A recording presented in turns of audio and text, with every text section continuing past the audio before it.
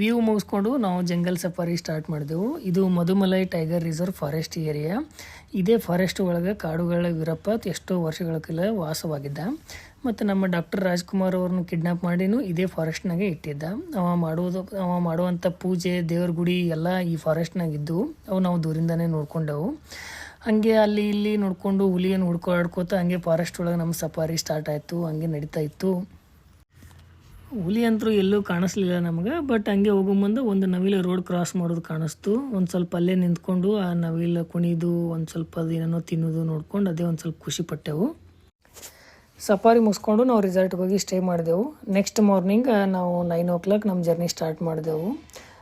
ಮಾಸಿನಗುಡಿಯಿಂದ ತೆಪ್ಪಕಾಡಿಗೆ ಹೋದೆವು. ಅಲ್ಲಿ ಇಳ್ಕೊಂಡು ತೆಪ್ಪಕಾಡಿಂದ ಅಂಗಳಕ್ಕೆ ಬಂದೆವು. ಅಲ್ಲಿಂದ ಒಂದು ಟೆಂಪೋ ಮಾಡಿಕೊಂಡು 100 ರೂಪಾಯಿದಾಗ ಹಿಮದ ಗೋಪಾಲಯ್ಯ ಸ್ವಾಮಿ ಬೆಟ್ಟದ ಕಡೆ ಹೊಂಟೆವು. ಹಿಮದ ಗೋಪಾಲಯ್ಯ ಸ್ವಾಮಿ ಗೇಟ್ವರೆಗೂ ಮಾತ್ರ ಪ್ರೈವೇಟ್ ವೆಹಿಕಲ್ಸ್ ಅಲೋ ಐತೆ. ಅದ್ರ ಮುಂದೆ KSRTC ಬಸ್ ಫೆಸಿಲಿಟಿ ಇರುತ್ತೆ. ಸೊ ಒಬ್ಬರಿಗೆ 70 ರೂಪೀಸ್ ಪರ್ ಹೆಡ್ ಚಾರ್ಜ್. ಅಲ್ಲಿಂದ ಅವರು KSRTCಲೇ ನಮ್ಮ ಗೋಪಾಲಯ್ಯ ಸ್ವಾಮಿ ಬೆಟ್ಟಕ್ಕೆ ಟೆಂಪಲ್ಗೆ ಕರ್ಕೊಂಡು ಹೋಗ್ತಾರೆ. ಇದೇ ನೋಡ್ರಿ ಗೋಪಾಲಯ್ಯ ಸ್ವಾಮಿ ಬೆಟ್ಟ. ಪೂರ ಸುತ್ತಮುತ್ತ ಕಾಡಿನ ಒಳಗೆ ಐತಿ.